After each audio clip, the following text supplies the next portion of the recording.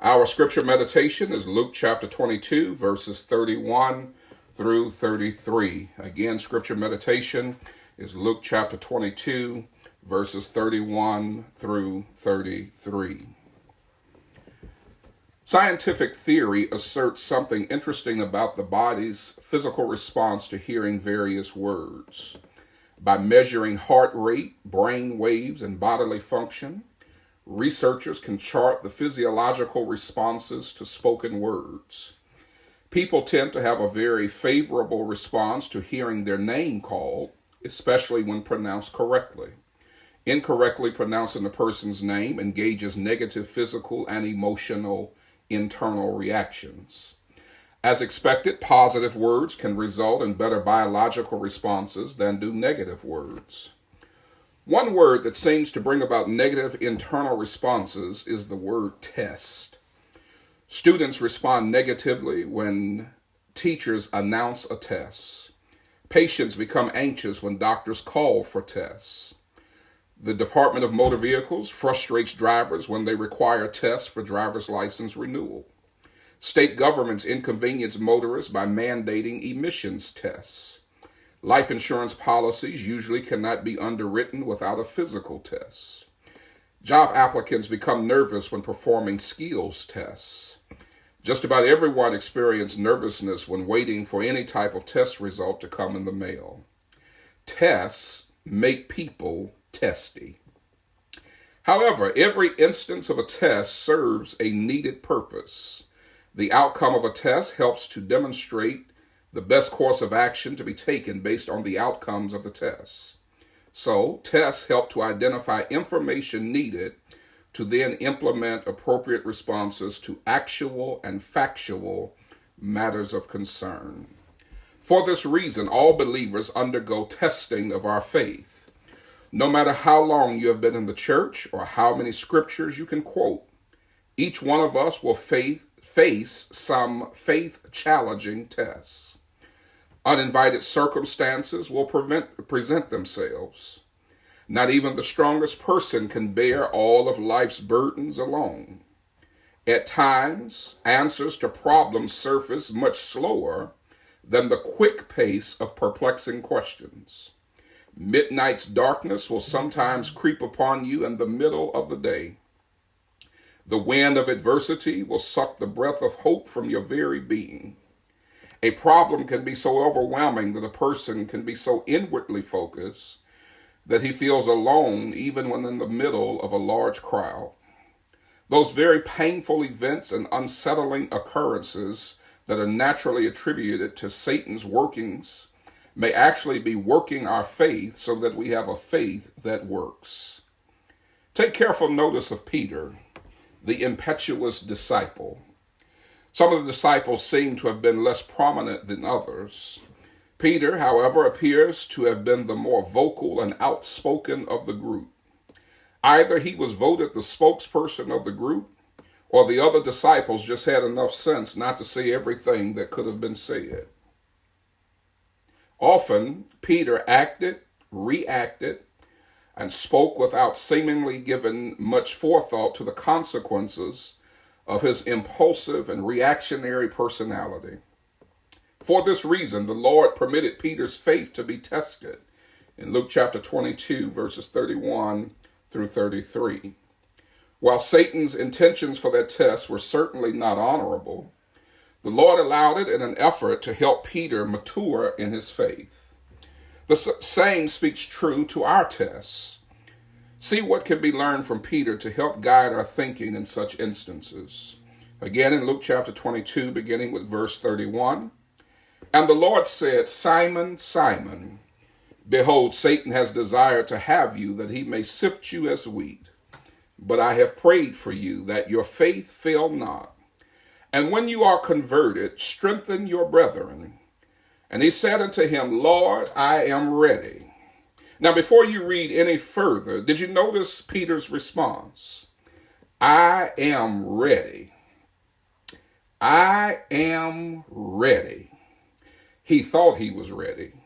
He thought he was ready to be imprisoned with Jesus. He thought he was ready to die with Jesus. He thought he was ready to die for Jesus. Again, he said, I am ready. That statement, I am ready, justifies for both Peter and each of us why faith must be tested. Just as people struggle with low self-esteem and shallow faith, others struggle with overconfidence from untested faith. Either level of faith offers its own set of challenges. Those with low self-esteem tend to explore less, experience less, and become exhausted at the idea of trying.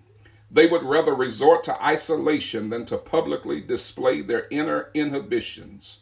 A person with low self-esteem and shallow faith does not want to reveal to the world all of the helpless thoughts and feelings that they have on the inside, and so they keep them bottled up and remaining on the inside. Individuals with too much confidence find themselves taking unnecessary risk for themselves and for others. Overconfidence leads to more mistakes, more failed attempts, more disappointments, and more individuals who appear publicly successful but are actually suffering in private. Obviously, Peter fell into the latter group. His faith needed testing to show him the shallowness of faith he otherwise assumed to be stronger. As you can see, his impending test was administered by Satan, but God permitted it so that the process would lead to conversion. Remember the phrase, when you are converted, in verse 32. The Lord knew Satan's intentions with Peter. Like with anyone, Satan sought his ultimate demise and destruction. Jesus prayed for Peter's faith. He knew that this could ultimately, by the grace of God, actually help Peter to see himself and grow beyond what he would eventually see. It's hard for the Lord to help a person to grow when that individual has an unrealistic assessment of himself. Some people have projected an image for so long that they do not know themselves, nor do they believe what they want others to believe about them. By challenging, testing, and troubling an individual, the Lord puts that individual in a position where reality forces them to abandon their pretenses and to come to grips with the real person. Growth takes place after a person stops projecting what is not true and starts facing what is true. Sometimes people may dress well and be hiding inner ugliness. They may splash on fancy perfumes and cologne, and yet their lives can be a stinking mess. They may be smiling, but inwardly they are agonizing over the frustrations of life. And that's why we have to be careful about being overconfident like Peter, who said, Lord, I am ready. Peter needed testing. He needed this sifting experience. Also, this humbling process would position Peter to better help other disciples. He was told after his sifting that would lead to his conversion that he could then strengthen his brethren. He was not told that he could talk about his brethren or look down at his brethren, but he could strengthen his brethren. Too many times people hold opinions about others without the benefit of having walked a mile in that person's shoes. People like Peter are quick to criticize, to judge, and to become counsel to someone when in reality they are nothing more than a nuisance and an agitator. The best help comes not from another person with an opinion, not another critic.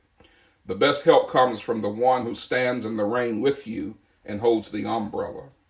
When a person stops standing over another as some type of God looking down on them, then they could come to see that the best advice comes from the one who learns to stand with that person to provide love, support, and care.